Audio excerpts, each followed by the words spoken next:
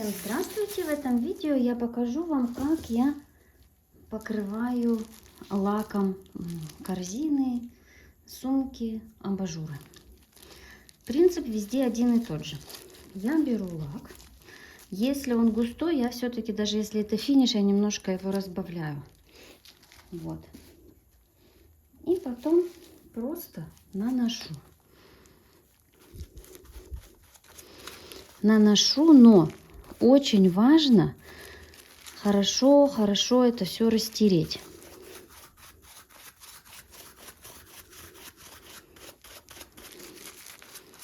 Вот я прям ребром кисточки все туда растираю.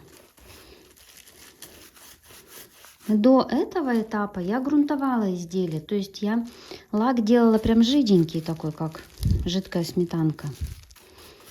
Обязательно нужно все растереть, смотрите, чтобы не было вот таких вот подтеков. Я делаю это обычной кисточкой, работаю.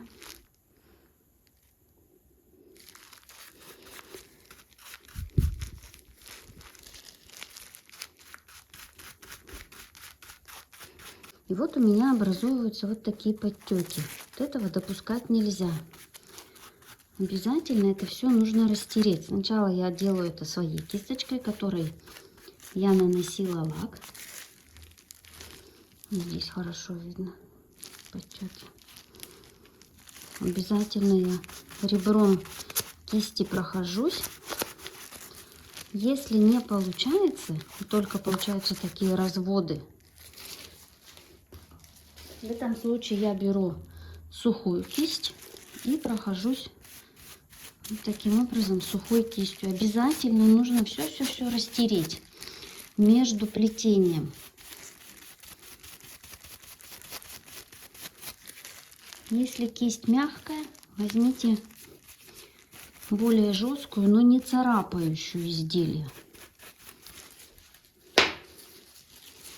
Есть вот такая.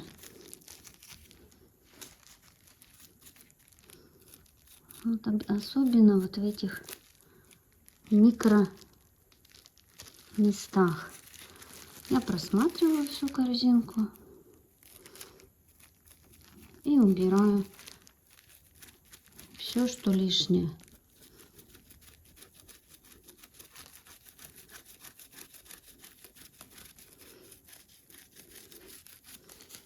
Вот. То же самое на абажуре. Смотрите, вот я нанесла слой. Немножко я жду. Пусть он пройдет внутрь еще, впитается. А то, что уже никуда не проходит, вот посмотрите, вот они, то, конечно, эти излишки нужно убрать.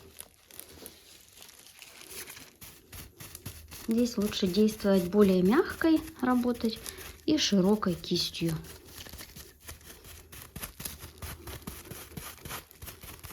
Сразу, как только нанесли лак, не убирайте. Подождите минут 5. Потому что лак все-таки жидкий. Он должен впитаться, пройти между переплетениями. А потом то, что осталось, это уже точно лишнее. Вот я работаю такими двумя кисточками. Сухими.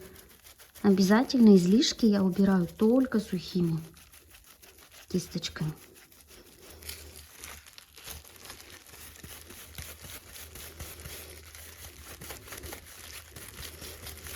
Действовать нужно аккуратно, работать, но быстро.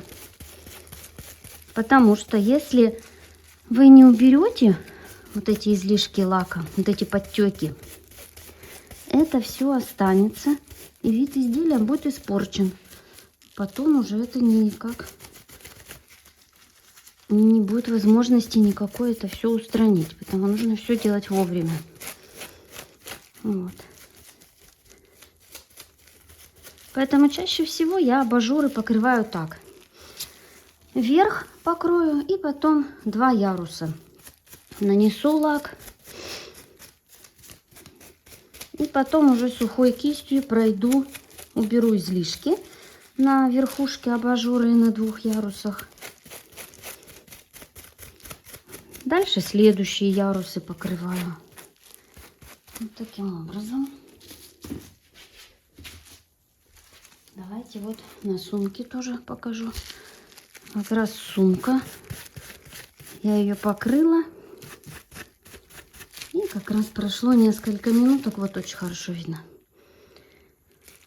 Вот. Прям залипание лака. Попадание очень хорошо убирать такой узкой сухой кистью.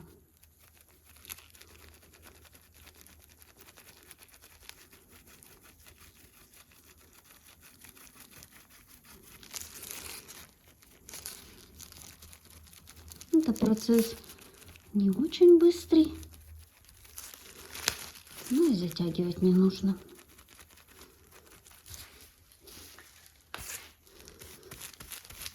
Еще один нюанс. Лучше иметь несколько таких кистей, сухих я имею в виду, и широких, и узеньких. Потому что вот я немножко сейчас вам показала, прошлась, видите? И кисть уже мокрая, ее нужно уже менять. То есть брать, получается, уже 3-ю сухую кисть. Ну, в принципе, для одного изделия, конечно, достаточно будет одной широкой и одной узенькой кисти. Ну, вот таким образом я и прохожу каждое изделие. Этим же лаком, таким же, этой же кисточкой, я покрываю и другие какие-то изделия подделки. Вот это камень. Вот это обычный морской камень и такой рисунок на камне. То есть этот акриловый лак, обычный акриловый лак, обязательно на водной основе. Он не имеет запаха и отлично подходит для покрытия абсолютно всех изделий. Вот, так что я пользуюсь им во всех своих изделиях. Вот и все, наверное, что я хотела вам рассказать и показать в этом видео. Всем легкого плетения и красивых изделий.